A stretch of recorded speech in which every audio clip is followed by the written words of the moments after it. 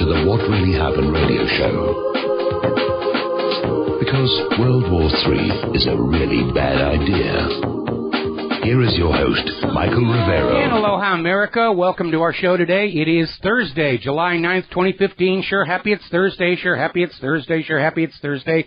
We have lots of stuff to talk about today. The phone lines are open, 877-300-7645, 877-300-7645. Don is sitting in our control room, hand hovering over the telephone, waiting to swoop on down, put you on the air with your questions and comments. Quick program note, today in our third hour, we're going to be talking with Don Duca from Life Silver. His company is one of the providers of nano silver, colloidal silver products, and he's got more information on efforts to try and shut down alternative means of medical treatment in order to protect the profitability of the large corporations. So we're going to be talking with Don. He's going to be drinking a lot of coffee. He's over in France, and so it's going to be like midnight where we're talking to him, so lots of coffee, we hope. Now, Lindsey Graham is out there. He's on the warpath. He wants 20,000 U.S. troops in Iraq and Syria. We got to go on in and prove that we're still butch here. And it does seem that going into the 2016 election, we have a lot of candidates that are just out there unanimous saying, oh, yeah, war's good. War's a good thing. It's good for the economy. We've got to reassert America's greatness and domination over the world.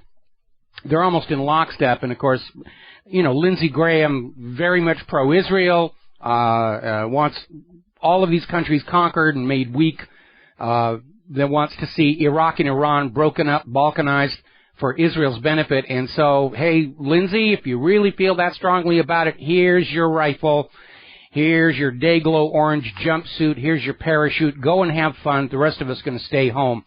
Now, speaking of Syria, the current humanitarian toll of this not-so-covert effort by the United States to get Bashar al-Assad out of power and put in a U.S. puppet regime is now 4 million displaced human beings. We're getting into World War numbers here. 4 million Syrians have been forced from their homes to flee this ongoing conflict between the U.S.-backed mercenaries, Al-Qaeda, ISIS, and the legitimate government and the people of Syria. Remember, 90% of the Free Syria Army are not Syrian. They are hired mercenaries from other countries. Guess who gets to pay for it all? Now, Senator Roger Wicker is out there. He's also on the warpath. He's out there saying it's time to meet with force the Crimean reunification with Russia. And he's out there screaming that Russia has violated the territorial integrity of an OSCE member state and says it's time for the use of force to end the Russian aggression against Ukraine. Because the senator understands the cardinal rule of Washington, D.C. If at first you don't succeed, lie again. Because Russia is not the aggressor here. What happened in Ukraine goes back to the U.S. coup d'etat in January of last year to kick out the legitimate government of Ukraine and impose a U.S. puppet junta. Because the legitimate government of Ukraine didn't want to merge with the European Union. And looking at what's happening in Greece, it was a very wise call. They wanted to merge with Russia, but that cannot be allowed, so we'll change their government and bring them along. And the result has been this horrible, bloody civil war. But the senator's out there saying, yes, we've got to meet Russia with force. Okay, here's your rifle, and here's your parachute. Here's your day-glow orange jumpsuit left over from the CIA torture centers. Watch your head climbing into that transport, and we will call Moscow and tell them that you are on your way to kick their butt all by yourself. But the reality is, we, as a people of the United States of America, and indeed the entire world, now understand the game the U.S. has been playing in all these countries since the end of World War II. And we remember all the lies we were told to trick us into supporting these wars of conquest, like Saddam's nuclear weapons, Assad's sarin gas, torpedoes in the Gulf of Tonkin, Spanish mine in Havana Harbor. Oh, trust us, the Lusitania was not carrying weapons of war when it was sunk. And we have a group of politicians who are obviously very splendidly brave when it's other people's lives at risk. Your sons and your daughters. But I don't see any of them picking up a rifle and heading to the front lines themselves. It's very easy to be splendidly brave with other people's children. The true measure of their commitment to war is if they're willing to go on out and lead the invasion themselves, and I don't see a line forming. Meanwhile, the Pentagon is starting to rearrange their budget to counter Russia. They're increasing funding for submarine detection devices, more powerful guns on the armor's Stryker vehicles, and improvements to the nuclear command centers. They're polishing up the brass keys in those missile silos. So what's going on here? Well, we know that the U.S. is afraid of the rise of the ruble and the yuan, and they're willing to go to war to keep the world enslaved to their particular brand of ink and paper. But international lawyer Barry Grossman is out there saying that a lot of the people in the U.S. establishment want a real war with Russia because they're going to make money off of it. The military contractors, the weapons dealers, the banks are going to make all kinds of profit from a rich harvest of debt created by war. And that's why they're out there trying to start a war, because this country has a history. Every time their Ponzi scheme central bank gets the nation to the edge of a collapse, they get into a world war to try and get out of it, or at least distract from it, have somebody to blame. It's not us, it's the Germans, it's the Japanese, it's the Russians, it's the Chinese. Because they've done it twice before. Crash of 1907, World War I. Crash of 1929, World War II. Crash of 2008, and we're off and running on the doorstep to World War III. Technically, we're already in it. Fighting a multi-front war on two continents under U.S. military doctrine is a world war. They're just trying to sort of sneak it by so you don't understand that's what's going on. We're in a new world war, World War III, and the U.S. is the aggressor. Now, over in Ukraine, the self-proclaimed Donbass republics are calling for a United Nations war crimes probe into Kiev and saying it is time for this to happen because Kiev has been violating repeatedly the terms of the ceasefire. They have been committing war crimes in terms of use of banned weapons against civilian populations. And it is time for a war crimes trial against the U.S. junta in Kiev. Now, NATO is holding a military exercise back down in Georgia, Saakashvili's old territory before he got the governorship of Odessa. And a lot of people are asking if the U.S. is preparing to correct the 2008 fiasco when they were in there trying to support Georgia against Ossetia to try and provoke a conflict with Russia down there. Because that's how they want to get the war going. They want to make it look like Russia's the aggressor. Look how much they're lying on that very topic. So they poke and prod and do whatever they can, trying to get Putin to commit some overt act that the corporate media can scream, see, they're the bad guy. They've bombed Pearl Harbor. They've sunk the Lusitania. They blew up the USS Maine. You've got to hate them and support us as we go off to war. And that's how they play the game, except that now we all know that's how they play this game. That's how they've been playing the game all along. And just because my parents' generation were stupid enough to fall for this does not obligate us to do the same, and we're not going to. We can see who the aggressor really is.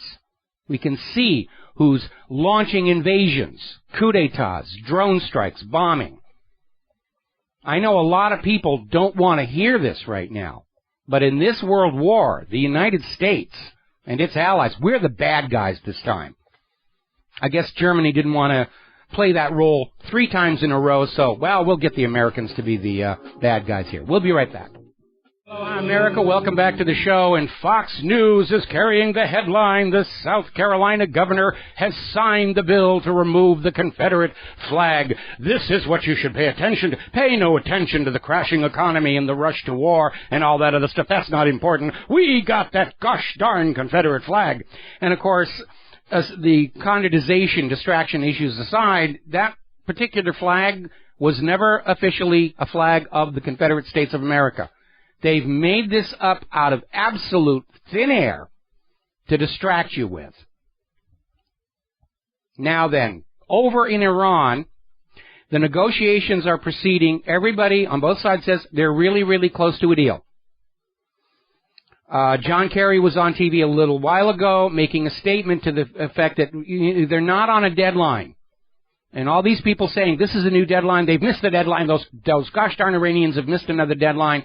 No, they're not on a deadline. They're going to stay working until they get a deal. Now, that's good to, first of all, get rid of all these phony deadlines that are used to bash the Iranians. It's bad because, unfortunately, it gives Israel's lobby a lot more time to come in and get their whores in Congress to pass some kind of a bill extending the sanctions, which would kill the deal immediately. And apparently everything has been settled around that original framework agreement, except the timing for the lifting of sanctions. And apparently the Obama administration is trying to sweeten the pot by offering an immediate cash payment of several $1 billion to get Iran's economy going again. And, of course, Israel's out there saying, if you sign this agreement for inspections of their nuclear sites, it guarantees they'll get an atomic bomb. And they're out there screaming that North Korea was able to get an atomic weapon even though their nuclear sites were open for inspection. And, therefore, we shouldn't trust Iran. Well, there is compelling evidence that North Korea didn't build their own nuclear weapon. They bought it from Israel. Because we know Israel has been selling clandestine nuclear weapons to other countries. The paperwork about such a deal surfaced from the former government of South Africa, where Israel's down there saying, we got a brand new nuclear bomb here, it's got carpeting, it's got CD players, it's got cup holders, it's got chrome wheels, just sign on the dotted line and roll that baby on out of here. So we know Israel's been out there selling clandestine nuclear weapons. Israel uses the Non-Proliferation Treaty to guarantee themselves a market monopoly. Nobody else is out there selling nuclear weapons except Israel, so Israel can charge whatever price they want. And the isotopic signature of the North Korean nuclear test matches that of the South African and Israeli nuclear test that's popularly called the Vela incident. And so basically Israel is trying this Orwellian idea that we shouldn't sign an agreement to limit Iran's nuclear technology because that will speed them along to a bomb. Frankly, if the deal falls through, if Israel's whores in the U.S. Congress go ahead and vote a 10-year extension on the sanctions and do have a veto-proof majority, which is what Israel is working toward, then Iran, to be quite honest, is probably going to start building a nuclear weapon as a deterrent, and who could blame them? Now, apparently tensions over in the meetings have reached a point where Kerry and the Iranian minister Mohammad Javad Zarif were in a private room having a discussion and screaming at each other to the point where an aide had to walk in and say, do you realize everybody, including the media, can hear you shouting at each other? And again, we have all of these detractors who want this deal to fail are still in there screaming that Iran must open up its non-nuclear military sites for constant, continual inspection. And Iran's response is that this deal is supposed to guarantee that we're not building nuclear weapons. It's not a license for unfettered espionage into everything else that we're doing. And they're trying to put in limits on Iran's conventional weapons, conventional missiles. They're trying to turn it into something in which Iran is totally disarmed so that Israel and the U.S. can invade whenever they want. Because we both know Israel and the U.S. are mighty forces against disarmed countries. Not very good against somebody able to stand up and fight for themselves, but against a country that's been stripped of the ability to defend themselves, they are triumphant and victorious and glorious in their victories here. All right, we're going to grab ourselves a phone call. George in Texas, aloha, welcome to the show. What's on your mind? Oh, it's been a long time, Mike. Yes. But anyway, I was sitting there looking at, noticing all the barrage in the media, how the media is saying the federal government's strong and all that stuff, and we're going to overrun you and all that stuff. And I'm just noticing that this is an old, communist philosophy. When you're really weak, you try to perceive yourself as strong, and strong and invincible, but yet when you're strong, you try to present yourself as weak. And I kind of see all this psyop is an act of desperation, because I just think the whole system is on its last legs. Oh, very much so. Very much so. The U.S. is a paper tiger. We've had 13 years of war now, going on 13 years of war. Our stockpiles are drawn down. Our weapon systems are worn out. None of this stuff is built to really last a very long time. The life expectancy of a warplane is counted in hours. You know, and as a result, all of this stuff has been used up. It's ground down. All these armed vehicles that have been over there in the Middle East, they're full of sand. The bearings are wearing out, and it all looks really impressive. I mean, like the F-35, it looks really cool, but it can't even beat an F-16 from the 1970s. So it is a gigantic bluff.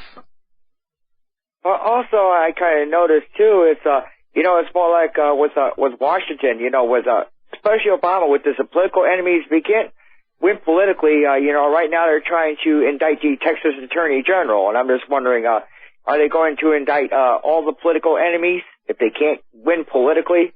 Probably. Probably. I mean, we're at that stage right now where we're now finding out that the IRS scandal went beyond simply interfering with the nonprofit status of dissident groups. They were trying to find ways to arrest and throw these people in prison. They wanted a purge. They wanted anybody opposed to Obama and his agenda in jail, where they couldn't get in the way of what Obama wanted to do. That's tyranny. That's dictatorship, right there on the face of it. Well, all I have to say is freedom of speech is as American as apple pie, and, I'm going to keep saying it. Well, have a good day, Mike. All right, thanks an awful lot. We're going to let you go here, and, we're coming up here on a commercial break. When we come on back, new developments over at the United Nations regarding Israel, Gaza, and the United States. We'll be right back.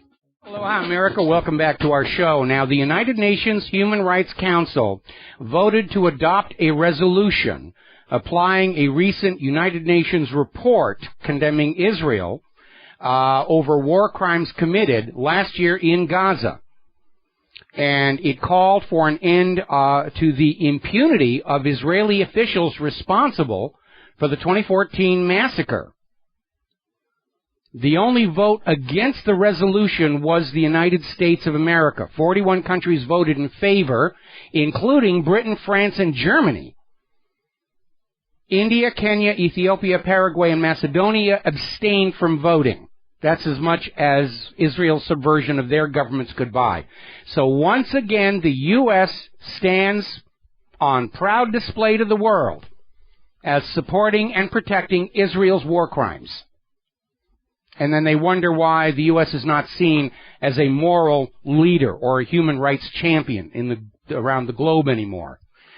Now, there's an article over in RINF.com basically talking about Gaza, putting it in a nutshell, saying it looks like the war ended just yesterday. Gaza is still in ruins. They cannot rebuild there. And there's another article that's coming out of Electronic Intifada saying that Israel is blocking any kind of rebuilding materials from coming in to Gaza. They want the Gazan people to live in the wreckage as collective punishment for the imagined crime of kidnapping and killing 3 teenagers over in the West Bank. And even the West Bank police said Hamas had nothing to do with it. It was just another excuse for Netanyahu to go on out and crush the Gazan people just because he can do it. It's like, why do you climb a mountain? Because it's there. Why are you committing human rights violations against the people of Gaza? Because they're there. That's the reason. Now, Israel has opened discussions with the International Criminal Court over the bringing of war crimes charges against Israeli officials. But apparently, the only thing Israel is saying to the ICC prosecutor is that Israel's position is the ICC doesn't have any authority to hear Palestinian complaints. That's Israel's latest. You don't have jurisdiction. We don't recognize your authority to judge us. Well, see, here's the little problem.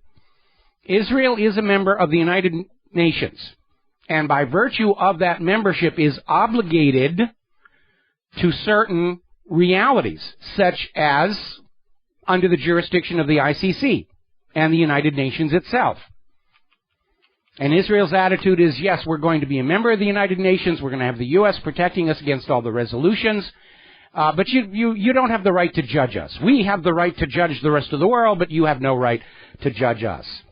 Now, the Israeli Minister of Intelligence and Transportation, Yisrael Katz, has revealed a plan for Israel to build an artificial island just off the coast of Gaza as a garrison to control access to the Gaza coast.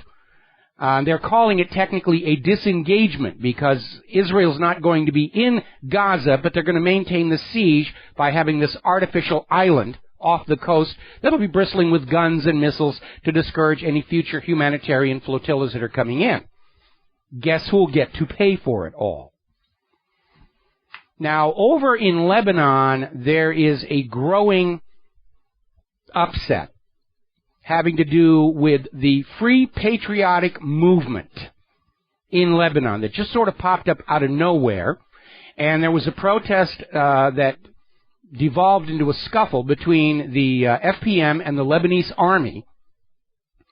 7 soldiers and a number of the protesters were wounded during this confrontation near the Grand Serail in downtown Beirut. And I have to tell you, this sounds like it's another one of Victoria Nuland's specials.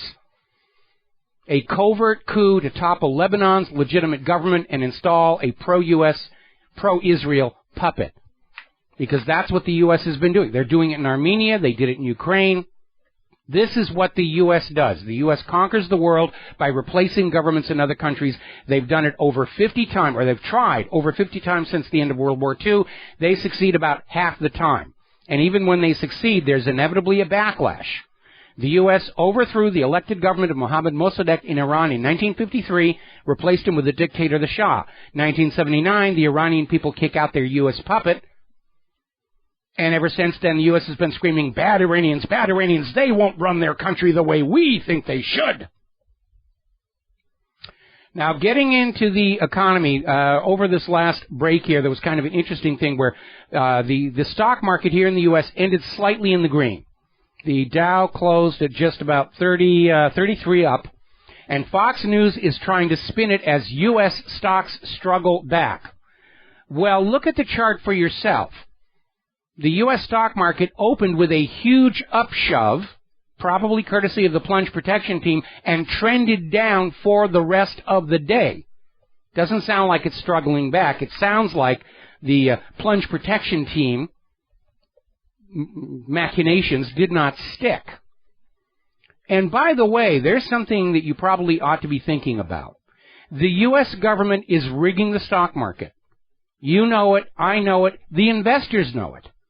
And they're taking advantage of it. They're buying the dips, knowing that the market will get shoved up again and they can sell at the top. And as fast as the U.S. government and the Federal Reserve pour money into the market to keep it propped up, the investors are just taking it back out. In other words, the Federal Reserve and the U.S. government are handing free money to the investor class of America. That's what they're doing. If they really want the economy to be rebounding, they should be handing free money to the working class and middle class so we can go back to the malls and buy products and buy cars and pay our bills. Now, over in China, and this is coming out of China Times, they're now saying that the slam they suffered 2 days ago, they recovered most of the losses last night. The slam from 2 days ago appeared to be a hostile action, and they're saying a lot of what they're calling hostile short sales seem to be coming from George Soros. So, yeah, it is looking like that crash of the China market wasn't economics, it was warfare, the weaponization of the stock market. Because if you're willing to lose a few $1 million, you can crash a market very easily. A lot cheaper than a physical invasion of China. Remember, the goal of the U.S. is to discredit the yuan and the ruble so the world will come flocking back to the U.S. dollar. That's what's going on. And I suggested this might be a possibility because of all that's been going on in China over the last couple of months, and especially on Tuesday. And now the Chinese are saying, yeah, somebody was deliberately trying to take their market down. Now, yesterday, as you know, we had a little bit of an upset, a little bit of a scare when the New York Stock Exchange had to shut down trading for 3 hours. Today, they're saying, I'm not kidding you, this is their excuse, a software update triggered the trading halt. Nothing to worry about, just a software update. We all know how buggy U.S.-produced software is, and that's it. Oh, yeah, I believe the stock market updates its operating software in the middle of the trading day, right? Rather than doing it overnight when the trading has stopped and system load is low and they can make sure things are working. I'm not buying this one, but they're still out there saying no indications of cyber attack. And yet Fox News was running a story a little while ago that the stock exchange glitches revive fears of terror attack. Even as they're telling us it wasn't a terror attack, you should be afraid of the terror attack. The propaganda is completely uncoordinated right now. We'll be right back. Aloha, America. Welcome back to the show here. Now, over in Greece, as you know, the money junkies, the Troika, have set a deadline of Sunday for Greece to capitulate to everything the money junkies want or be kicked out of the European Union. Now, the White House is applying pressure to the EU to keep Greece in the EU any way they can, because if Greece leaves the European Union, very obviously they're going to pivot toward Russia, which has got the red carpet out. Going to bring them into BRICS and finance Greece that way. They've given them that pipeline contract for a Turkish stream. And that would be a threat to U.S. military plans to encircle Russia, would be damaging to NATO because Greece is a member of NATO. Could signal the end not only of the European Union, but of NATO itself. So the White House is out there saying, look, make this work somehow. And what Obama doesn't seem to understand is the Troika are up against a wall.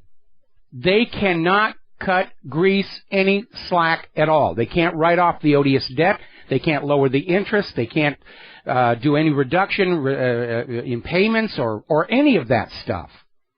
Because then all of the other member states in the European Union who are in similar financial straits are going to ask for the same thing. So it's a classic rock and a hard place situation.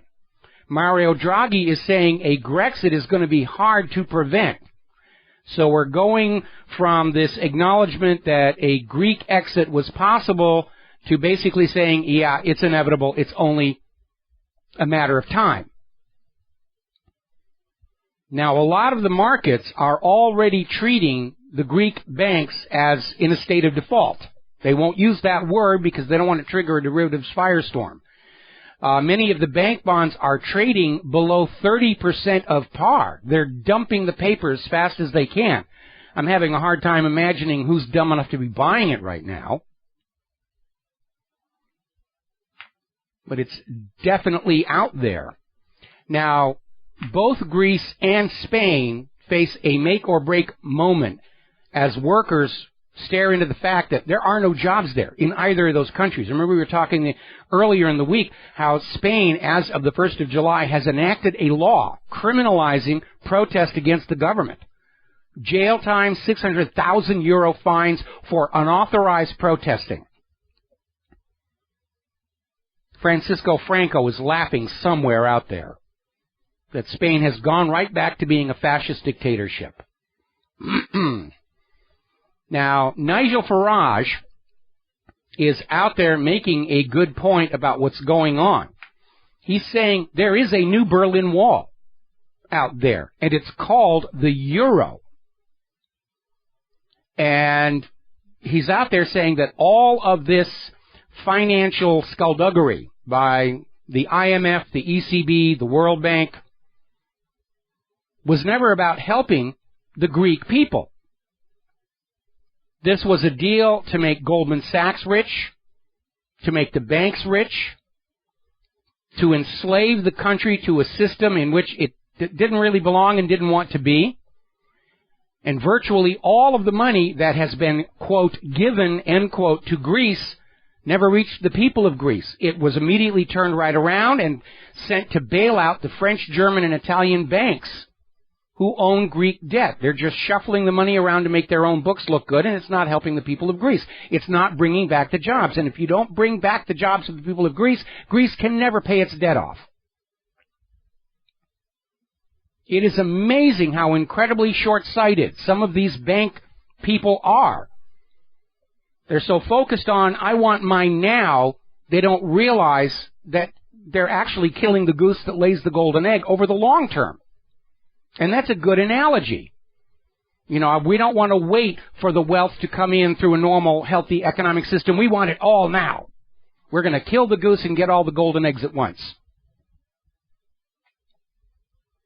Now, the other day we were talking about how Austria has signed enough petitions to force a debate into their parliament about leaving the European Union. We've mentioned how the leading candidate for the upcoming French presidential elections is campaigning on a platform of getting out of the euro. And now, over in Italy, the Five Star Movement, which is a Eurosceptic political party, has delivered 200,000 signatures on a petition for exiting the euro. It's starting to come apart over there. Now, the BRICS Bank is officially launched, and here's what's really interesting. Back in 2007, the U.S. economy was worth twice the combined economy of the BRICS member states. But that was 2007. Today, it's equal. The combined economic might of the BRICS banks now rivals that of the United States of America, and that's why the U.S. is terrified, trying to get a war going to smash this up. Because once it goes past parity, it's going to accelerate. And I'm not the only person saying that. Over at globalwealthprotection.com, they've got an article how the U.S. dollar is going from worthless to imaginary. And it's hammering home the point that these pieces of paper and ink don't represent anything real whatsoever. We accept them as currency for commerce because we've been told to believe that there's some kind of worth there. And of course, for the U.S. Federal Reserve note, it was never about worth. It's basically a unit of debt that's passed around from person to person to person to person, generating interest for the private central bank. And there are more and more places that don't even want to take them anymore, including Louisiana for certain types of vendors. They don't want those Federal Reserve notes anymore. We're starting to hear that not only is Greece getting ready to produce an alternative currency, probably return to the drachma, but there are more and more communities in the U.S. that are starting to say, we got to think of an internal currency because that Federal Reserve note is not going to be there forever. We don't know when it's going to crash. We know it's going to crash. We have to have our own local currency to support commerce. Now, Hungary has joined the Silk Road, the new trading alliance with China and Russia. They're pivoting away from the Western system. Now, earlier in the week we were talking about how the production from silver mines has dropped 12%, and yet somehow silver prices are being driven downward. Somebody dumped a lot of silver on the market to crush silver prices. Coincidentally, the same day, the U.S. Mint announced they had to stop selling Silver Eagle coins. I'm sure it's just a coincidence. But as it turns out, if you go down to your local coin dealer and you want to buy investment silver, they're charging premiums. They're charging above the spot price, and people are paying it. And apparently the premiums are like 90% of the spot price, and people are paying it. They're that eager to get their hands on some actual metal. J.P. Morgan got caught yet again in systemic consumer credit card debt fraud. and they got a wrist slap fine. And this article that I'm looking at over in Liberty Blitzkrieg is talking about the contrast between these bankers who commit crimes that harm all of us, and none of them ever go to jail, unless you're in Iceland. And he's talking about this story about this guy down in Florida who decided he was going to have sex with his significant other on the beach, and he got 2.5 years in jail for romping in the sand with his significant other. And yes, that was inappropriate to do within sight of other people. But 2.5 years for something that didn't really harm anybody at all, standing in contrast with the way this government treats these money junkie bankers who harm us all, and yet never see the inside of a jail cell. There is something very sick about that set of priorities. Now, Russia has renamed Turkish Stream to Turk Stream. They've made several significant changes. They've canceled the contract with the Italian Saipem company, and they're looking at new contractors to build the pipeline, including companies in Greece. So that's starting to turn around there. We got to take a break for our news. We'll be right back. Aloha, America. Welcome back to our show, hour number 2. The phone lines are open, 877-300-7645, 877-300-7645. We got a caller waiting. I'm going to get to you in just a minute. Very bizarre story coming out of Seattle, where apparently the Seattle City Council is considering a change to the zoning laws that would ban single-family homes. And apparently they're saying it is time for people to move away from the idea that families can live in their own home on their own piece of land. That is so 20th century, and it's time for you all to give up that idea. We've got these giant complexes made out of old converted shipping containers, and you're just going to live in there. You know, because the money junkies need much larger green lawns around their palaces, apparently. Another little story coming out of Investment Watch blog, consumers still have their wallets shut. People aren't buying things. And it's rather interesting to hear the whining coming from the money junkies and the U.S. government that somehow this is all our fault because we're just being greedy and selfish and keeping our money. We're refusing to go to the store and spend it. We don't have it to spend, and we don't want to go into debt if we don't know we can pay it back.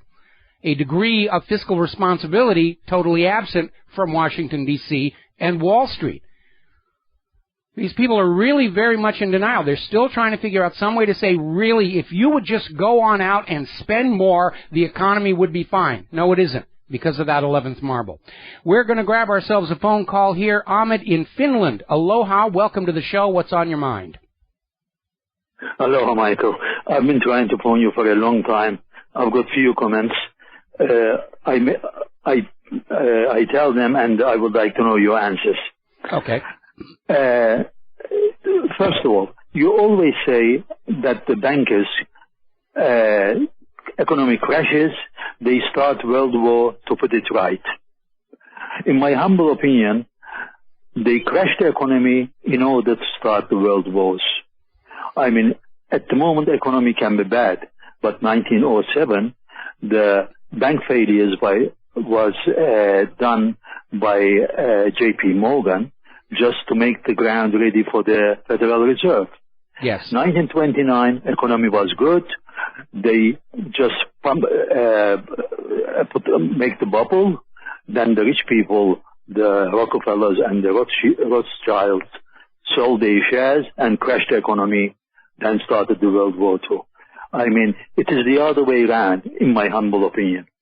There is some merit in what you say here, because there is some grounds for thinking that the crash of 1929, if not triggered, was certainly exacerbated by the suspension of short-term credit, which placed everybody in trouble because of the margin calls, and that this was done to force Roosevelt to agree to suspend the gold standard and break the U.S. Federal Reserve note free from dependence on some kind of a commodity basis. Absolutely. And again, in my opinion, even today, they could put the economy right, but They have their own agenda. But the other comments was the Israel's Jewish lobby, Jews' control over America is undeniable. Just a few examples. You know, the war hero, what was his name? Chuck Hagel. Yes. He was grilled in the parliament or the Lindsey Graham. I mean, it is a black day in human history. That poor guy trying to apologize what he said, that because of our ties to Israel, sometimes we are intimidated to do dumb things.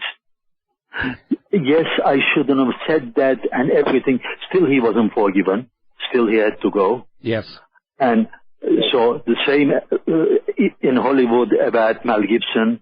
The poor guy said a couple of things. He's completely discarded.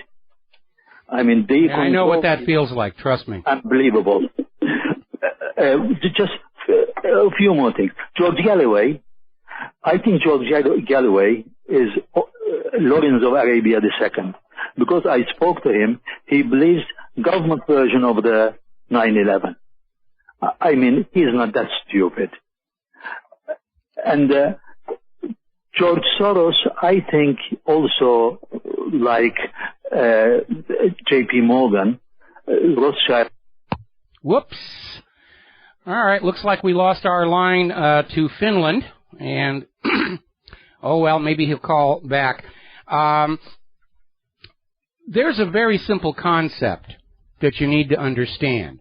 We're always seeing this ongoing cycle of inflation followed by crash, inflation, crash, and it really is a giant heartbeat that is designed to pump the real wealth of a nation out of the hands of the people and into the pockets of the bankers, because there'll be inflation, plenty of money, people go on out and buy things, and then they work to pay off the interest.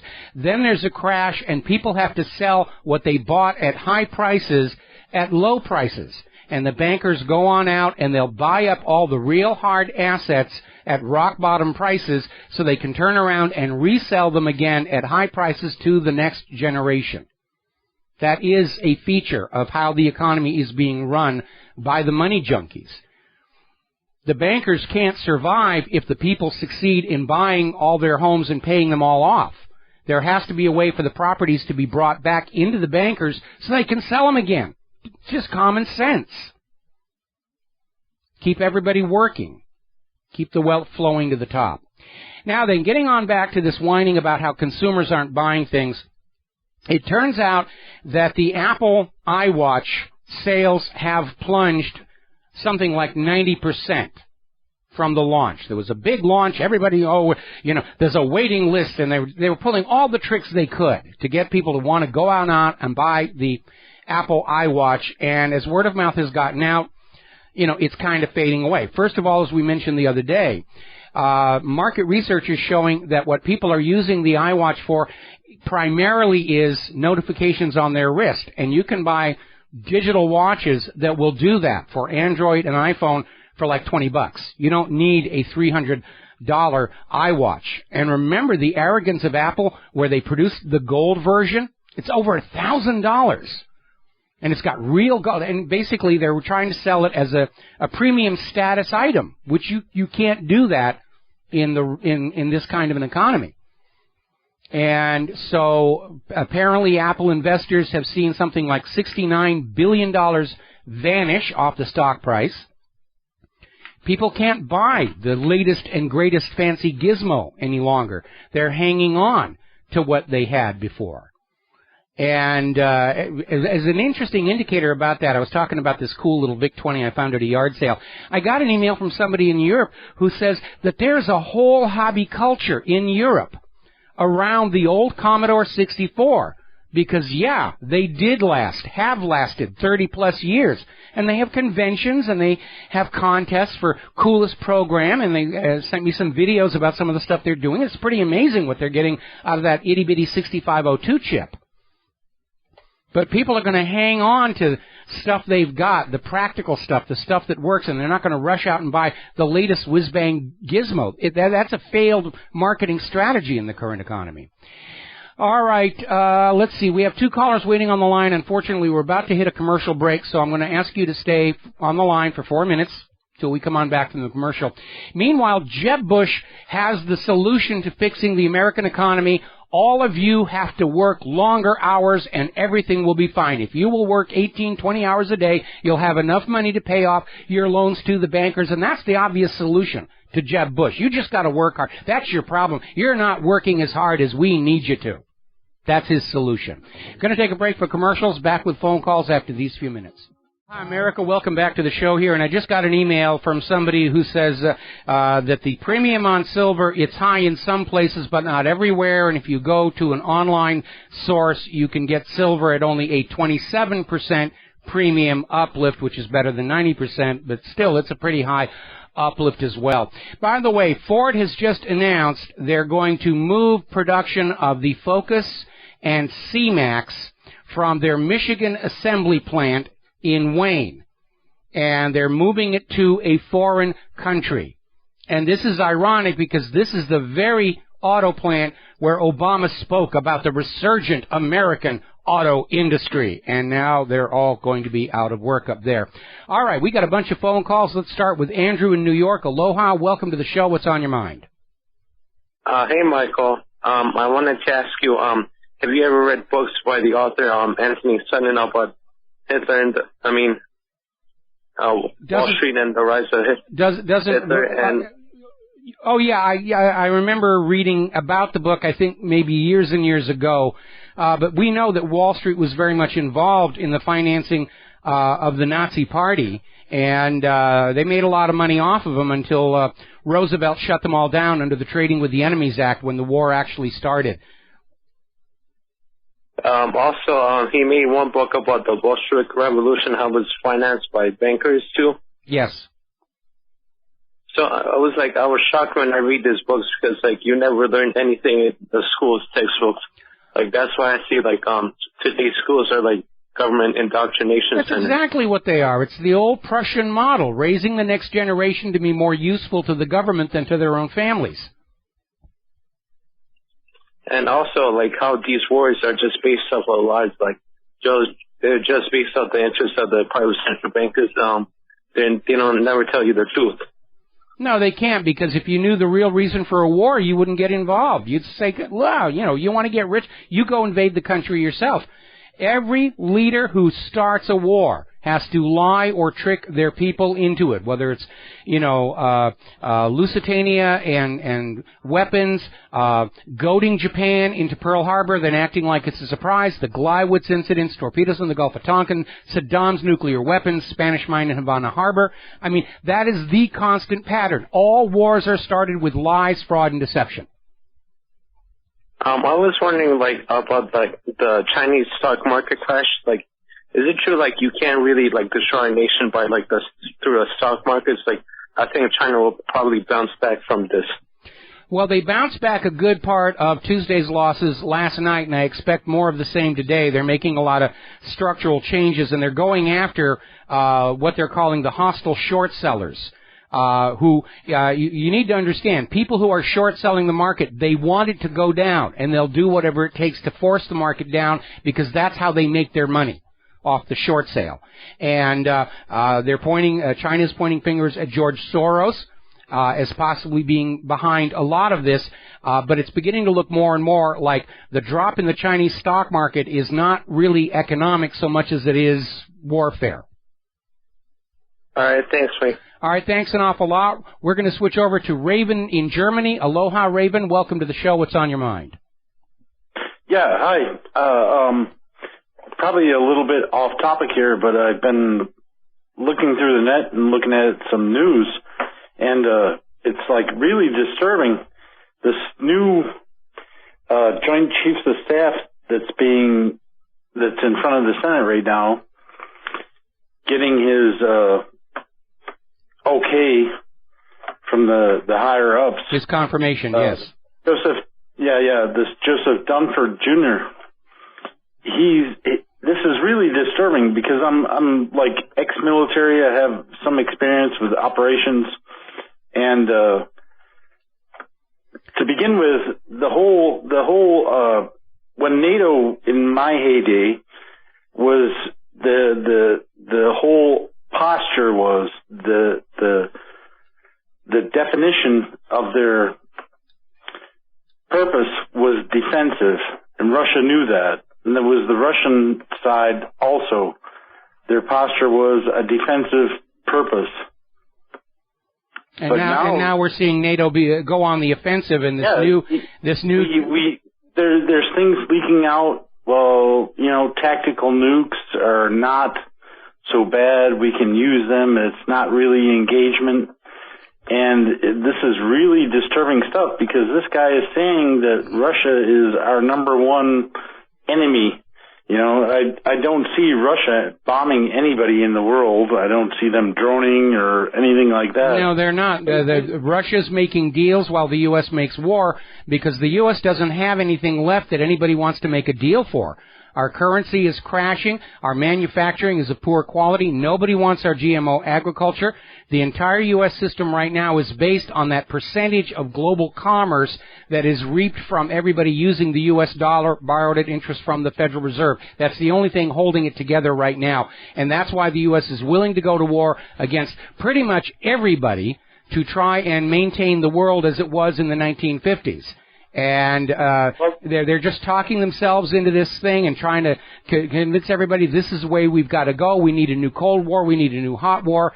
And there are some very reckless people out there. And you're absolutely right. This new candidate for the chairman of the Joint Chiefs is out there saying it's time to just arm Ukraine. Let's stop playing around. We've got to confront Russia. We've got to confront Russia. And they're talking about a new world war fought in Europe. And I imagine the European people have got to be really nervous about that because World War II is still a fresh memory for most of those people.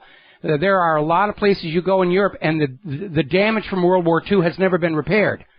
And you can go to Dresden and see that. You can go to Dresden. I saw it in Munich. I saw it in Milan. And that's present memory for them. The American people haven't had a war on our soil since the Civil War, and that is just way long ago. And now, of course, they're erasing. Dangerous is the doctrine. When the doctrine is the basis of the military stance. NATO doctrine, NATO doctrine before in the Cold War era was a defensive posture. They had contingency plans. Well, NATO is being directed by the United States right now. The U.S. is trying to use NATO to sell the idea that this is some kind of a coalition that feels we need to go after Russia. But in point of fact, the U.S. is basically calling the shots. And more of the European countries are saying, we don't want to be part of this. But the U.S. is arm-twisting the leadership of the member states of the European Union and saying, you got to go along with this because otherwise it means the collapse of the euro and you'll all be poor. And trust us, going to war is going to be less bad for you than not going to war. That's the big lie they're selling out there. Raven, I'm going to have to let you go. We got to take a break for commercials. We got 2 more calls waiting I'm going to get to as soon as we come back from these words from our sponsors. Aloha, America. Welcome back to the show here. And before we take the phone calls, apparently Bernie Sanders is out there, and I think he just shot himself in the foot because he's out there saying it's time for America to apologize for slavery.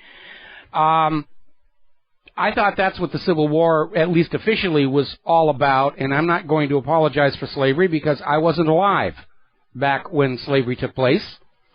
And my ancestors did not own slaves. In fact, my ancestors ran a station on the Underground Railroad helping escaped slaves get to Canada. So, no, I'm not signing on to this apology for things that happened before I was born. All right, we're going to start taking some phone calls. The lines are loading up. Ted in Alberta, aloha. Welcome to the show. What's on your mind?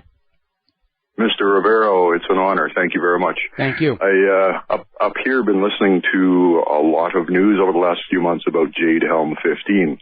Initially, the reports were many thousands of troops in many states involved, and all of a sudden now I'm hearing, it's only about 1,000 troops, and they've reduced the number of states. Can you enlighten me? Is there anything more that we should hear up here? Because what affects you down there obviously comes up here.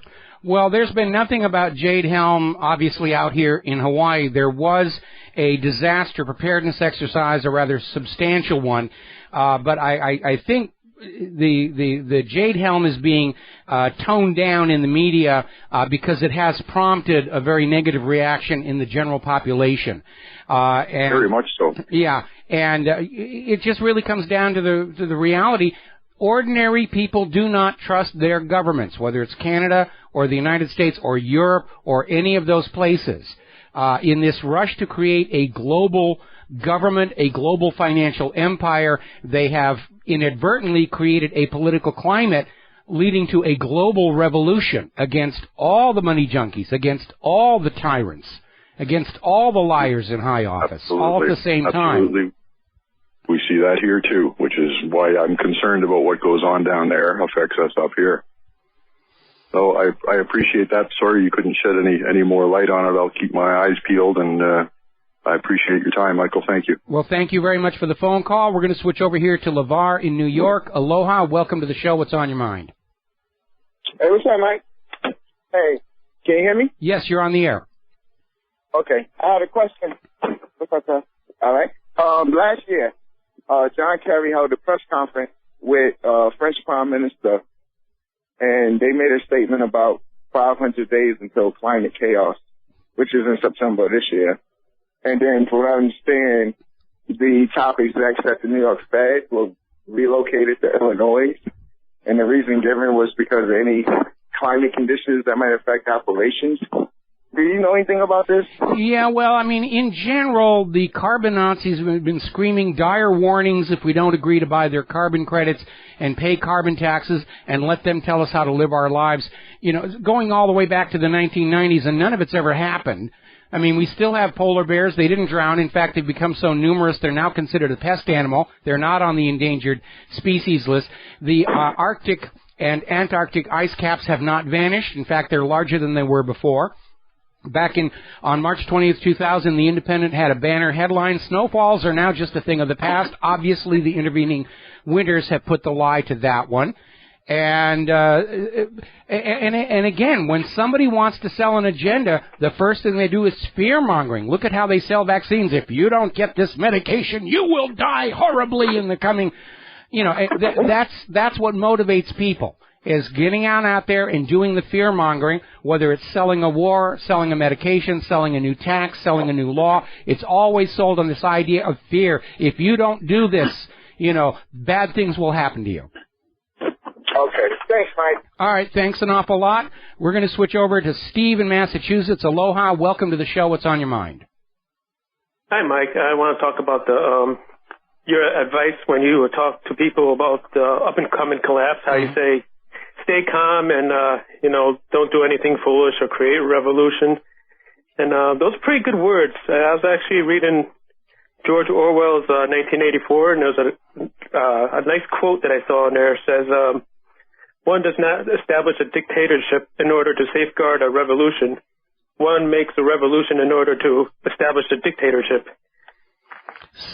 Sometimes that is true. Usually a revolution is an expression of the common people breaking free from a dictatorship, but as we see over time, the revolution will itself be hijacked in order to bring about another dictatorship. There is a life cycle to nations where you will have a people that will rise up and throw off their masters and set up a new country for themselves, and then over time they get complacent, they get lured into dependency, and they find themselves back in a dictatorship, and they're wondering, how the heck did this happen after what we went through 260 years ago? And then the cycle has to begin again. Even Thomas Jefferson said that the nation he was creating was not going to last. And eventually, because of corruption and private interest, the revolution is a normal part of the process of civilization. And he said it should not be avoided, it should be welcomed, and it's just something that has to happen every once in a while in order to keep the nation free and prosperous.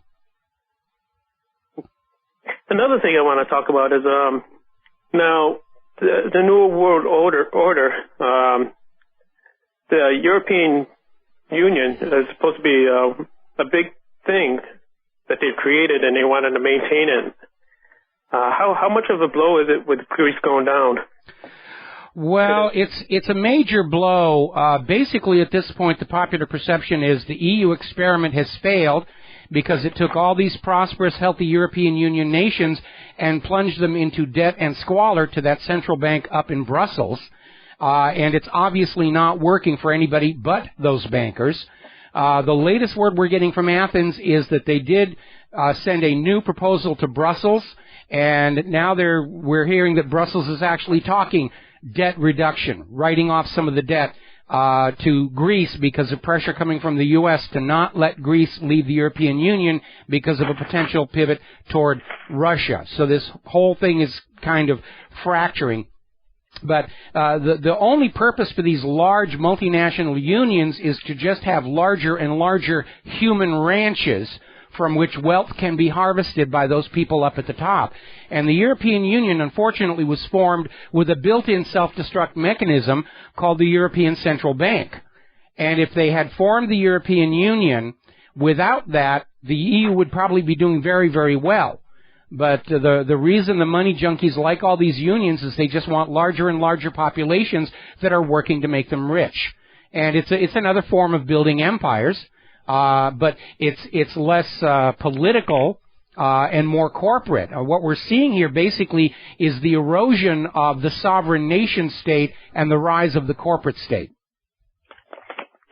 Now, do you think it's their plan to dissolve the industrial nations to render them to third world countries in order to have companies have the people work for them at low wages?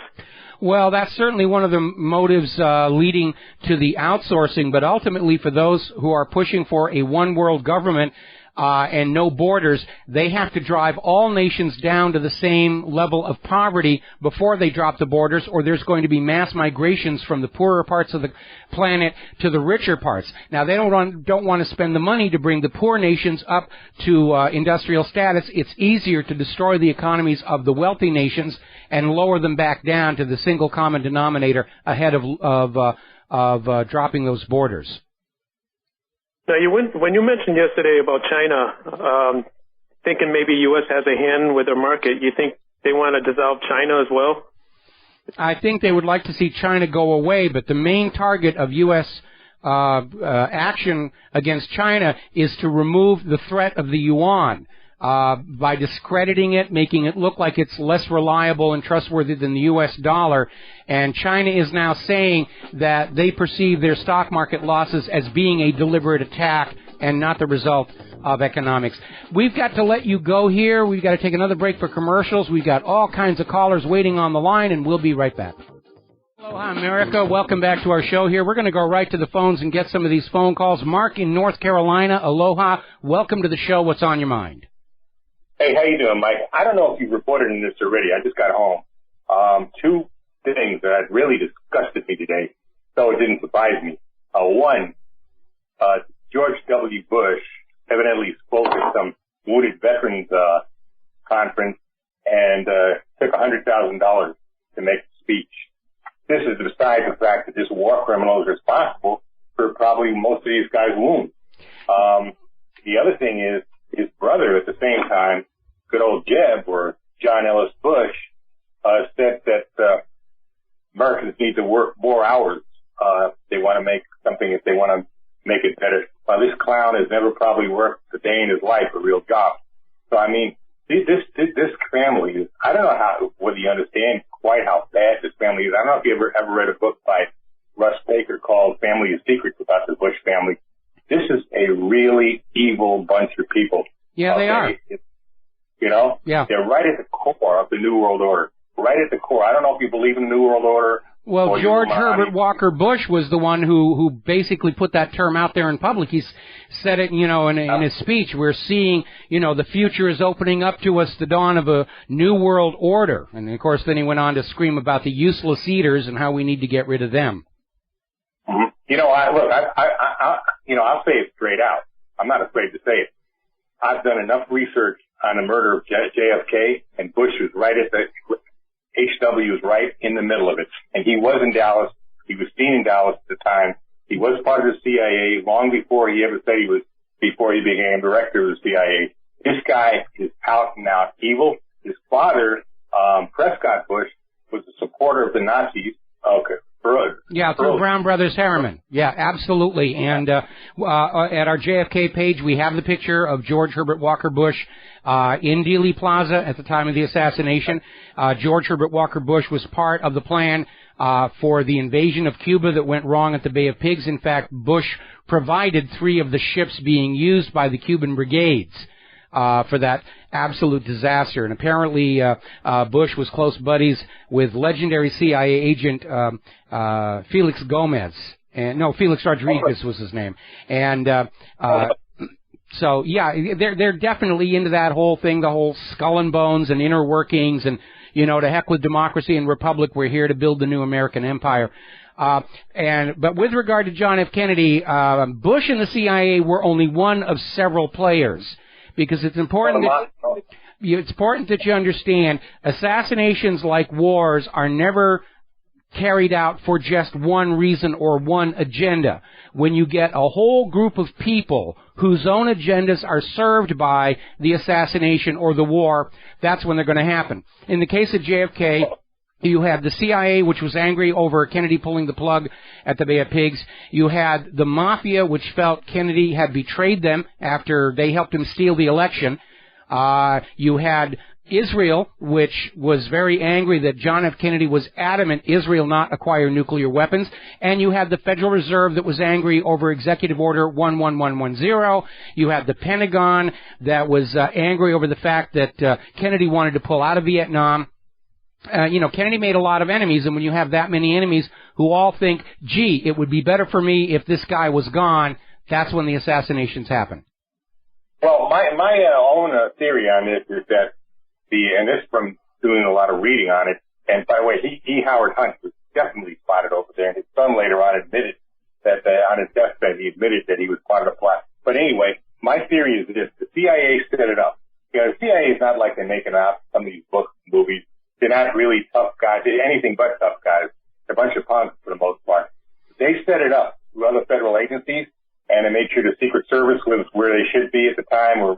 And I believe that Mafia hitmen actually carried out, probably imported from Sicily or what's that place? That was one of the groups. That was one of the groups. I mean, there were at least 3 shoot teams. One on the grassy knoll, one on the 5th floor of the book depository, and another one on the 2nd floor of the Daltex building. And one of them was provided by the Mafia. One of the others appeared to possibly be from Israel, and then there was the, what's his name, Harrelson and his other people who were at the grassy knoll. I never heard Israel involved in it. That's a new one on me. I mean, it's rather amazing. That's the most buried aspect of it. But John F. Kennedy was adamant Israel not be allowed to acquire nuclear weapons. So Israel wanted Kennedy out and Johnson in because they knew that Johnson would turn a blind eye to Israel's theft of weapons-grade uranium from the United States. That whole NUMEX scandal. And of course, Johnson, very much pro-Israel, helped cover up Israel's attack on the USS Liberty, which was done to frame Egypt to justify a U.S. attack on Cairo. Anyway, Mark, I got to let you go. We got one more caller I want to get here before the top of the hour news break. So, Wes in Idaho. Aloha, Wes. Welcome to the show. What's on your mind? Hello, Michael. Hello. I know your position on this subject is that if you don't like homosexuals, then don't marry one. No, what I said was if you don't like gay marriage, don't marry a gay. I didn't say anything about liking or not liking gays as a class of people. Personally, I don't care. Okay, well, what about now in Oregon, if you don't bake a cake for a lesbian wedding, you face a $130,000 fine. Or in Coeur d'Alene at the hitching post, if you don't marry sodomites there, you face a 180-day jail term and a $1,000 fine for each day that you don't go through with the wedding. Now, I was always been told, keep your religious beliefs to yourself, and don't impose them on me. Well, is that this not them imposing their religious beliefs on me? Yeah, and you're actually right there, and I think it is clearly a government overreach, because government is not supposed to intrude on religion. They're not supposed to show a bias for one religion over another, and because most of the arguments against gay marriage are religious in origin, I'm all in favor of going out and rationally explaining why they're just people. They've got every right to be happy. Leave them alone. But I think this idea of reaching into privately owned businesses and saying you've got to do business with people that you may not like for various reasons.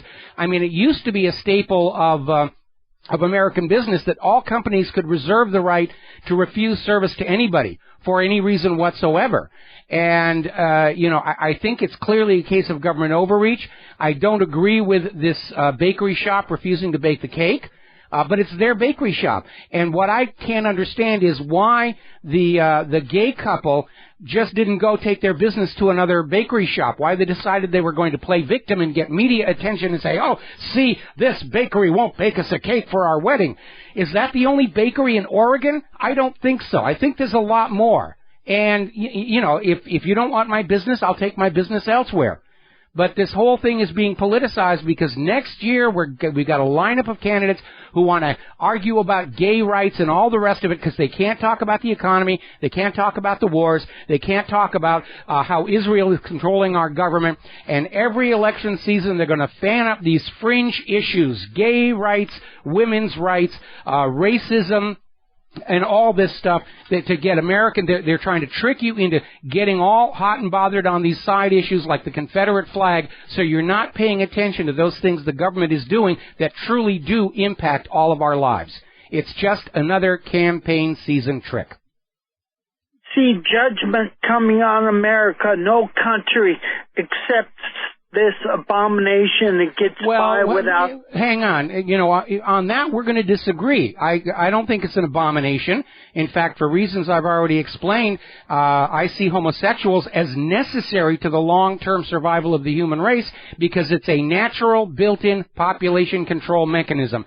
So, Wes, thank you very much for the phone call. We're going to let you go. We're coming up here on the top of the hour news break.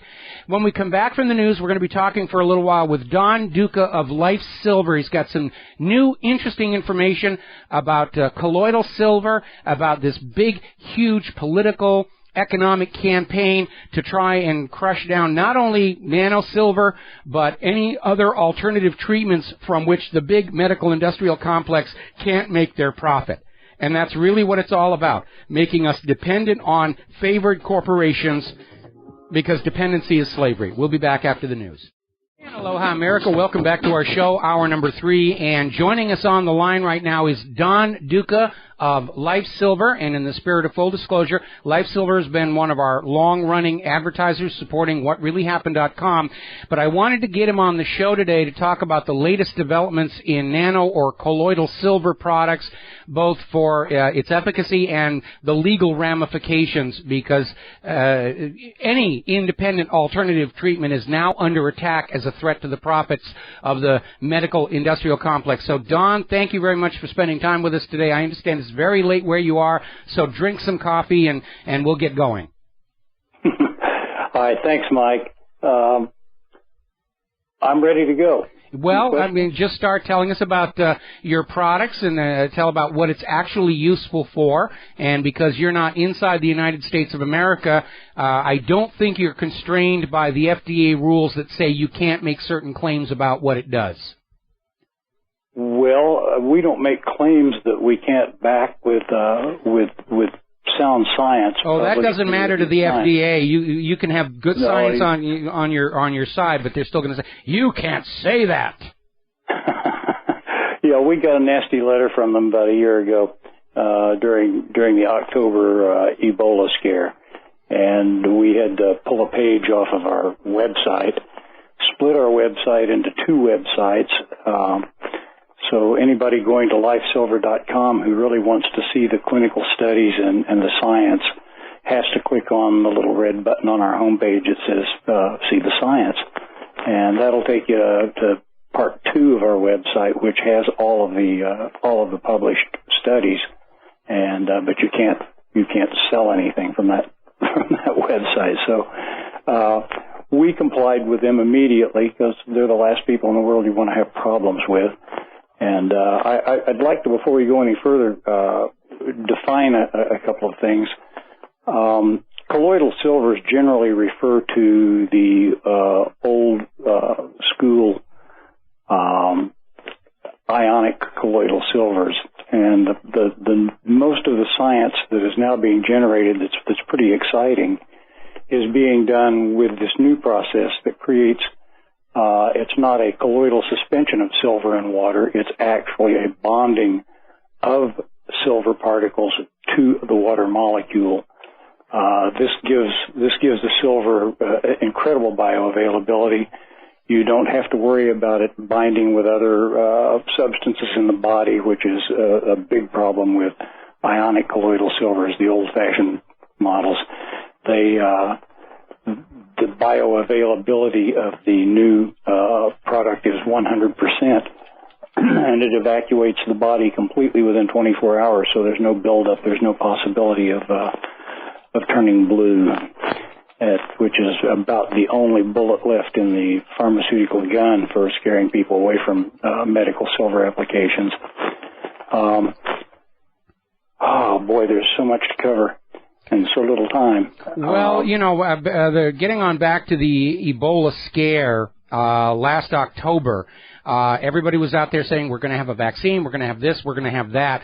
There were questions raised about the origin of the African Ebola outbreak because it seemed to center on this clinic in Kenema, and we found paperwork documenting that this clinic had been hired to conduct field tests of a vaccine against a weaponized Ebola strain, and then all of a sudden people around this clinic are coming down with Ebola. We know that at least one of the African nations were using colloidal silver or nanosilver and getting good results with it. But of course, here in the U.S., it was a big marketing opportunity. We're going to have a vaccine. We're going to have a cure. Donate to the Ebola research, whatever. And again, it was just all about cranking up high profitability. But there has been research, including by the U.S. government, by the Air Force, that suggests that nanosilver is in fact effective against hemorrhagic fevers. Yes, that's the DTRA study, and that was the one that demonstrated that in lower silver concentration, the nanosilver was actually more effective than the stronger concentrations, which didn't seem to have any effect at all. Now, you can't kill a virus with silver, but what the new nanosilvers, the silver sols, can disable its ability to replicate, and that's what that study showed us. Now, we have our own study that was performed at the Utah State University during the big influenza scare, and this very same phenomena was observed. 10 part per million silver sols did a very, very good job of completely inhibiting viral replication. So what this means is if you take a teaspoonful of this product every other day or every day, if you've been exposed to a virus, it usually takes at least 24 to 48 hours to begin to replicate in your body. And if you can stop that before it gets started, by using these particular, this type of silver, your immune system should clear up anything that's in there before it even begins to present symptoms. I personally haven't had a cold or flu in 15 years since I discovered these products, and I used to get really bad respiratory infections, and I haven't had one of those in a decade and a half. So I know that this works, and we have spent a whole lot of time, the last 10 years, in fact, trying to educate as many people as possible about the availability of these substances. They're available now, today. You don't have to wait for a vaccine. Getting back to this situation in Africa, I'm with you. I fully suspect that this is a bioweaponized version of a Marburg virus that they they were experimenting with in Africa. And I also was amazed at the fact that the fear ran for exactly the month of October. And on the 1st of November, all of a sudden it stopped. And now I get into tinfoil hat areas here, but I think that there was a psychological operation in effect using some form of technology that I don't even begin to understand or imagine. But they ramped it up. They saw the response from the public, and then they turned the whole thing off. I'm in agreement with you, and I think what happened is they were ramping it up. It was a nice little media distraction, but they began to see that the public reaction wasn't going the way they wanted it to, that there wasn't this huge clamoring for the big pharmaceutical companies to come out with something, and there was a lot of attention being focused on that vaccine trial program at Kenema. And I think that's the reason they kind of backed off.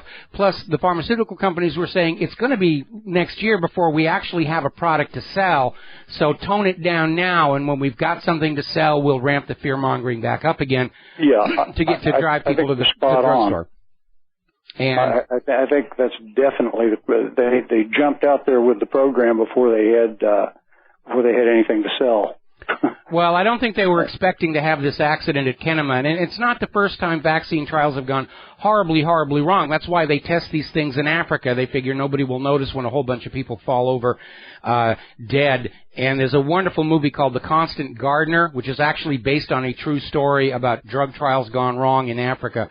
I have the book and I've seen the movie. Yeah, it's a good one. It's one of my favorites. I have the DVD, and it's Ralph Fiennes and Rachel Weisz, and it is a well-crafted movie. We're coming up here on a commercial break. We're going to be off for about 4 minutes. We'll be back with Don Duca and more about silver after these few words from our sponsors. So stay tuned, and we'll be right back. Aloha, America. Welcome back to the show. We're talking with Don Duca of Life Silver, and this awareness of silver as being some kind of a healing material goes back centuries. And goes back actually to the time of the Great Plagues that ravaged Europe, where it was noticed that the mid-level nobility who were eating off of silver flatware, drinking from silver goblets, and eating from silver plates didn't seem to be getting sick. The super-rich elites who were eating off of gold were falling over dead just as quickly as the poor people were, and that was the beginning of the awareness that silver somehow had some kind of a property against illness. Now, back then, they didn't understand how any of this worked. They just noticed that it did, and they'd call it magic, for lack of a better name. But that's what began this whole thing about silver having some kind of magical property. It's good against werewolves, and all of this other stuff came out of that. But it's been known that silver is able to help people against illnesses for hundreds and hundreds of years. And now we begin to understand the mechanism that as you're eating from silver, microscopic particles are being sloughed off in your mouth. It interferes with the ability of pathogens to reproduce. It's a broad-spectrum antibacterial and antiviral, and now we know how it works, but that it does work has been known for hundreds and hundreds of years. You said it, Mike. It actually goes back more than hundreds and hundreds of years. It goes back to the ancient Babylonians and the ancient Greeks. Paracelsus even mentioned it. All of the fathers of medicine have referenced it at some point or another in their writings. The thing about the new technology with silver is that it is bonded to a water molecule, and this is done with a patented process that uses 80,000 volts of electricity, but it is done at such an incredibly low amperage that it's a very slow process. The company makes these batches in these $1 million 75-gallon vats, and you can see that we on our website on government approvals, I believe, is the page that has all of the patents listed, and you can click on the links that take you directly to the U.S. Patent Office patent, and the procedure is described in detail there. Of course, they don't mention the amount of amperage because that's obviously pretty proprietary information. But there are 58 58 quality control steps during this procedure. The 10 part per million sols take 36 hours to react, which indicates, again, a very low amperage. And the 30 part per million takes 6 days to react a 75-gallon batch. The water is so pure that they make it in that they have to keep batches from earlier lots to start the thing. Otherwise, the electrical process wouldn't even happen. The water needs absolutely pure water is an insulator, and you have to have something in there to allow the transmission. Exactly right. So in each one of the 75-gallon vats, they add 5 gallons from prior batch, and that begins the reaction. During the people that created this process were a family of hard rock miners in Utah, and they had spent 30 years consolidating 30 square miles of the old silver claims in Utah that had only been surface mined. Guys with a mule and a pickaxe went out there and just scratched silver off the top of the land. And they know that there are huge reserves under this, but unfortunately what happened was back in the 80s when they were getting ready to set up mining operations, the price of silver collapsed. So they went to the university system in Utah, and they got microbiologists, they got cellular chemists, and they got electrical engineers, and they said, what can we do? We know that there's a medical application for this, and they began to experiment with these different processes and how they came up with this. They had no idea what they'd created until actually it wound up in the hands of Dr. Rustum Roy, who's the father of material science, and he ran the material science labs at Penn State University. He began working with 6 commercially available popular colloidal silvers, and he discovered in the process of this study there were 8 other scientists, and they were from the University of Washington, some in Japan, some in Germany, that all took part in this study. It was a 4-year study, and they are the ones that actually discovered the bonding to the water molecule, and they said this isn't a colloid, and they called it a silver sol, which as soon as the company discovered this information, they patented or trademarked the expression silver sol, because they're the only people that make it, and the process is patented. So I don't think they're going to have to worry about competition in that area unless somebody comes up with another procedure that creates basically the same thing. But that's the difference. And again, as I mentioned earlier, the bioavailability is so high that it only takes a teaspoon a day, whereas most of your colloidal silver products recommend a much higher daily dosage, and most of the forums where they discuss how to make your own, many of the people there recommend drinking up to 8 ounces a day of this. Now, this is where you get into physical problems when you start taking high doses. That is way too much, yes. Yeah, when you start taking high doses of 8 to 16 ounces a day of an ionic silver and of questionable, I'm sure you've done a lot of research on how you make yours and you do it right. I have my own reactor here, and I can make my own too. I do from time to time, but I really don't use it for anything but pest control in the garden and laundry. If I've got some things, or if I've mildewed a batch of laundry and need to redo it, I always throw some silver in there, throw some homemade in there to kill the bugs. But the silver sols are so bioavailable. Well, bioavailability, for example, an intravenous injection is 100% bioavailability. Oral consumption of this particular type of silver supplement is also 100% bioavailable. And you're absorbing the water. Correct. Okay. And it's going through your body just like water does, and it exits your body at about the same rate. They found that they just performed the first ever double-blind human ingestion study, and it was published last year, and that's also available on our website. Okay, well, give everybody your website one more time because we're coming to the end of our interview and another commercial break. So give everyone your website again.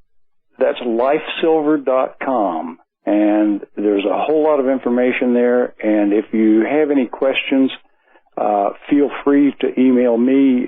You can reach me at info@lifesilver.com. And I spend a great deal of my day answering questions from people. All right. Well, Don, thank you very much, and thank you for being a supporter of WhatReallyHappened.com. We have to let you go here because we're running out of show time. We'll be back after these words from our sponsors. Aloha, America. Welcome back to our show here. Now, as you remember, all last week we were getting the warnings from the Department of Homeland Security and the Federal Bureau of Idiots and CIA and everybody else said, there's going to be horrible terror attacks all over the 4th of July weekend. Be afraid. Stay home. Don't go out. Don't buy beer. Don't go to the fireworks show. It's going to be terrible. And, of course, nothing happened. And everybody's saying, okay, it's another case of the government crying wolf, wolf, wolf, wolf, wolf. So here we are, July 9th, 5 days after. And only today the FBI is coming out and saying, oh, yes, we thwarted an ISIS terror attack back on July 4th. Honest, really, it was going to be terrible. Just take our word for it. We thwarted it. We're the heroes here. And if you believe that, I have some of Saddam's nuclear weapons to sell you.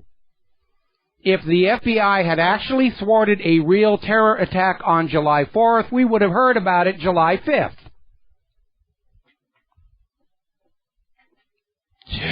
Man.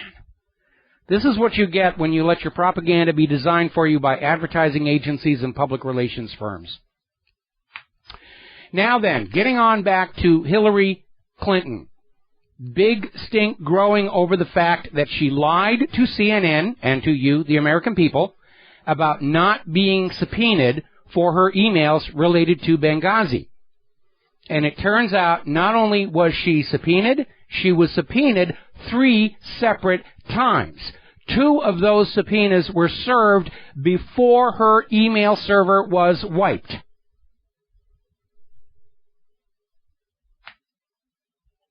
Now, Hillary is out there still trying to say that everything she did with the emails was permitted.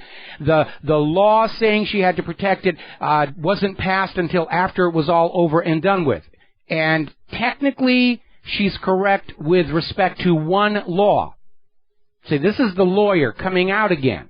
They found a law that was signed into effect after the email issue was over and done with and said, see, the law didn't exist back then.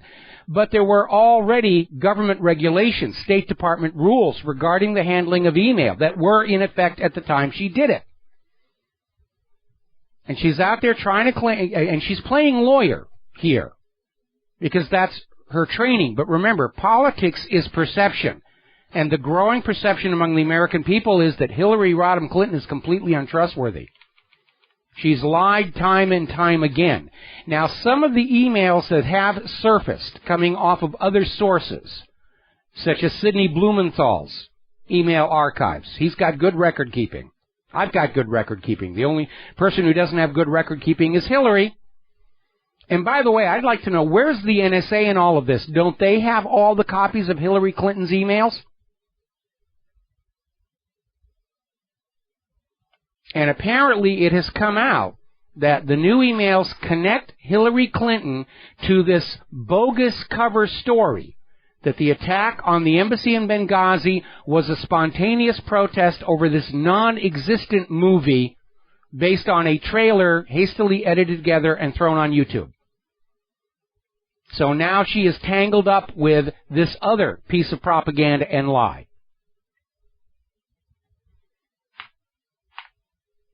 Rand Paul is out there saying, yes, Hillary Clinton was lying to Congress on Benghazi. Big shock, I know. Have a hard time believing it. And something else has surfaced from the emails. It shows that Secretary of State Hillary Clinton disobeyed Obama's policy regarding Honduras. There was a coup going on down there funded by the U.S. government.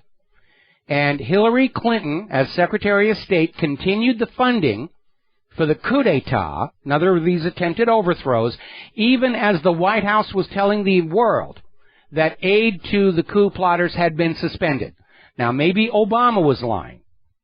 And maybe there was a little nudge, nudge, wink, wink, keep funding these rebels until they overthrow the government, we can put in a U.S. puppet. But somebody was lying, either Obama or Hillary. And I think Obama is abandoning Hillary at this point as unviable for a candidate, and he's going to let her take the blame for all this stuff here. And, of course, Hillary is still out there in the chorus against boycott, divestment, and sanctions. We've got to make sure that Israel is never penalized for any of their war crimes here. And she's literally out there willing to sell out the First Amendment right to freedom of speech to please her Israeli masters, like Sheldon Adelson and Chaim Saban, who have pumped $3 million into her campaign to buy what they hope will be the next president of the United States of America into the service of a foreign government, Tel Aviv. Now, if you look at all these other countries around the world who do not like being under foreign puppet rulers, and then realize we've got exactly the same problem here. Our entire federal government in Washington, D.C. is working in the service of a foreign government in Israel. Why should we be any more accepting of that than the people of Iraq, Yemen, Syria, Iran, Chile, Cuba, the Philippines, or any of the other countries overthrown by the U.S.? Ukraine, another example there. Now, Mike Huckabee is out there today. I'm not kidding you. He's out there. He's continuing something he said back in 2008. He said, there's no such thing as Palestine. The Palestinian people are a made-up people, a political tool to try and force land away from Israel. So it appears that Mike Huckabee is in a contest with Hillary Clinton over who can smooch Israel's butt the hardest. Because it's clearly documented. Palestine is a real place and a real people. And it is Israel that's forcing land away from the Palestinians, not the other way around. And so here we have yet another potential candidate for president, Mike Huckabee, who is out there serving a foreign power. And I don't know about you, I'm getting sick and tired of this. This country is screaming for a leader who will put America first, second, and third and stop bowing to Israel because they take some of the billions of dollars taken from you and given to Israel and they send it right back on through to bribe politicians to buy our government out from under us. Now, there was a story being floated earlier today, it was on CNN, that the chief of the Republican National Committee called up Donald Trump and said, please tone down this talk about the illegal immigrants. Now, Trump is denying the phone call took place, but as reported by CNN, the head of the Republican Party was out there saying, look, this illegal immigration thing, it's very important to us. We're trying to win the Hispanics politically. So according to the GOP leadership, illegals breaking U.S. laws, coming across our borders without permission, using up resources, especially water in California, not paying taxes, carrying contagious diseases, and many of them proven criminals, that's all unimportant compared to the fact that they might be convinced to vote for the GOP, even though, as I understand it, only U.S. citizens are legally allowed to vote. But since we're not allowed to check for proof of citizenship, I guess it's open season here. Now, Karl Rove was out there trying to bash Trump. I mean, the war against Trump is already on there. And I got to tell you, the more they bash on him, the more I like Donald Trump.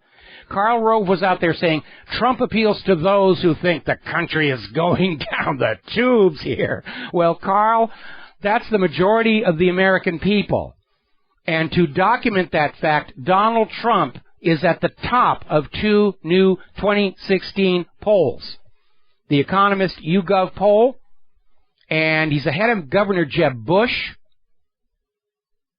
Yeah, he's coming on strong, which means we can count on him getting the Ron Paul treatment from here on out. We'll be right back. Aloha, America. Welcome back to our show. Last segment of the program today. Now, it's not just the GOP that is sending out a message to its minions, hands off the illegal immigrants. Nancy Pelosi, who's a Democrat, is out there following the murder of Catherine Steinle at the hands of an illegal alien with a long criminal record who'd been deported multiple times and came back in was let go by the police 2 months ago and shot this woman using a federal agent's gun. Okay? Nancy Pelosi has seized on this to scream that it's time for a gun ban. Congress has a moral authority to act on gun control. Actually, they don't. Little impediment called the Second Amendment, the right to keep and bear arms. Not a word about the fact that this guy was an illegal immigrant, had a long criminal history, had stolen the gun. No. That's all hands up. We're here to get the guns away from the law-abiding citizens. The agendas are on full display here. Guns are bad. Illegal immigrants are good, according to Nancy Pelosi. Now, as we mentioned earlier in the show, the governor of South Carolina has signed the bill to remove the Confederate flag from the Capitol grounds. I can't believe they're still wagging this thing as hard as they can. They're trying to erase any symbol that might represent independence or defiance of tyranny from our country. They're presuming to tell you what the symbol means. Oh, no. The Confederate flag doesn't mean freedom and resistance. It's slavery and oppression, and that's what it means, and you will believe what I tell you it means. No, it doesn't mean that to me. Doesn't mean that to me at all, and you don't have a right to come in and tell me what a symbol means. It may mean something to you, and that's fine, and if you don't want the Confederate flag, don't have it in your home. But don't run around the rest of the country saying, I will tell you what the flag means, and then we will take it down.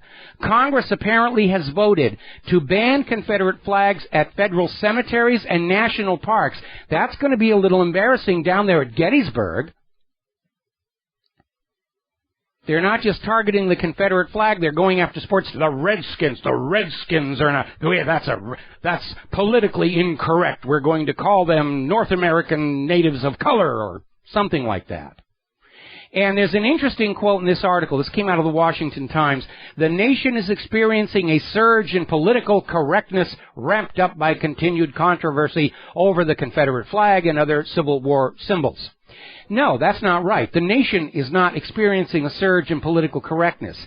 The nation is being sold a surge in political correctness as an assault on freedom of speech and freedom of expression and the right to choose for ourselves what symbols mean. And, of course, this is just another manufactured distraction from the rush to wars with Iran, China, and Russia, the collapsing economy, the total sellout by our government to Israel. And it gets even more absurd than that. We're into Caligula-type politics. There's a report that the Memphis City Council unanimously voted to dig up and remove the graves of Confederate General Nathan Bedford Forrest and his wife. We don't want those kind of people here. So now we're into grave desecration as part of the politically correct movement. We're hearing screams that Washington, D.C. has to be renamed because Washington had slaves. They want to tear down the Jefferson Memorial because he owned slaves. He was also the chief architect of our nation, our government, and the chief opponent to the rise of tyranny. That's the real reason they want to get rid of Jefferson. Next it'll be Thomas Paine. And I'll bet you a lot of people don't even know who I'm talking about there. They've even gone after Kid Rock for being seen with a Confederate flag. Now, back in 2013, there was a campaign to outlaw the Gadsden flag. This is the yellow flag from the American Revolution with the coiled rattlesnake on it, saying, "Don't tread on me." It was a symbol of resistance to tyranny. But now, back in 2013, they were screaming, we've got to ban this because it's the symbol of the Tea Party. Well, the Tea Party was a legal party. Okay, this would be like going out and saying we have to ban the elephant because it's the symbol of the Republican Party and the Democrats are in control and we have the right to ban the symbol of the Republican Party. So no more showing the movie Dumbo in theaters. That's too Republican for us.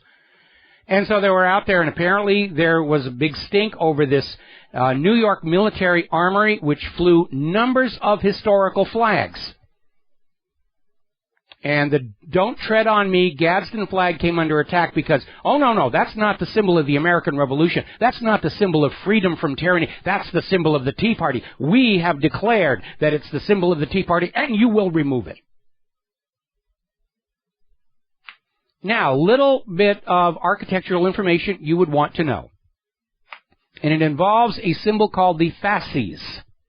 It's a bound bundle of sticks, sometimes seen with a protruding axe blade. And it goes all the way back to ancient Rome. And it is the symbol of fascism. Fasces, fascism. Mussolini's kind of government. Isn't that a hateful symbol? Symbol of dictatorship, an authoritarian tyrannical government?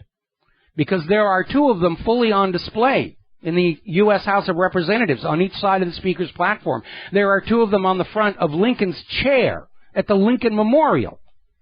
And I don't see all these people screaming about the Confederate flag, talking about these symbols of fascist oppression on display in our government buildings. They seem perfectly okay with that. And again, that symbol, that flag they're talking about, the red field, the cross blue stripes, and the white stars, was never actually an official flag of the Confederacy. It was used briefly as a naval ensign, but it's a good-looking design, and people copied it, and Hollywood basically sold it as the flag of the Confederacy, and it never actually was. This is just a manufactured tempest in a teapot to get you to go along with the idea that any symbol can be banned if it offends somebody somewhere. Southerners see the flag as a symbol of pride, independence, resistance to tyranny, but we've got these other people over here who see it as the symbol for slavery, so we have to ban it for everybody. We're into the book-burning phase of American history now. And it gets even worse than that. Politico came out with an article saying that it would be a good thing if the South were ethnically and culturally cleansed by bringing in immigrants from other countries, putting them in the South, and displace all those white racist Southern people. They're literally talking about ethnic cleansing of the South. Wisconsin, back in 2013, wanted white people to wear white privilege wristbands if they were around black people to remind them of the guilt they're supposed to feel for being white people. I thought the whole idea of ending racism was that nobody be judged by their skin color, whether they're black or white. And what we're seeing here is a reversal, not an equalization. Just like when the feminists came along. They didn't want equality between men and women. They wanted women on top. Go look at that new Facebook emblem for the share and chat thing where they put the woman in front of the man. Big stink over that. There's a new show on MTV that is out there to shame white people for what they've done in America. We're heading into Zimbabwe territory. When apartheid ended there, they didn't bring about an equal society. They reversed it. The whites under the blacks, and it led to horrible abuses, and somebody's trying to do that here. Now, I'm not ashamed for anything I've done. I don't even really consider myself white. I'm sure a lot of people do. I'm not ashamed. Like I said, I was never a slave owner. My family were never slave owners. We ran a station on the Underground Railroad helping escaped slaves to freedom. And I'm not ashamed about anything that happened before I was born. That's off limits. I wasn't there. I don't share whatever guilt you think I should be assigned on that. By the way, something else the corporate media is not telling you, U.S. Muslims have raised $30,000 to help repair black Christian churches that were set on fire. You're not going to hear about that in the American corporate media. There's the music. Time for me to get out of here and get back to work on the new WhatReallyHappened.com website, making huge amounts of progress. It's actually starting to look good. We'll be back tomorrow, Friday, here on the Genesis Communication Network. Until then, stay safe, stay informed, stay skeptical. Go ahead and get angry. It's time. We'll be back tomorrow. Aloha, America.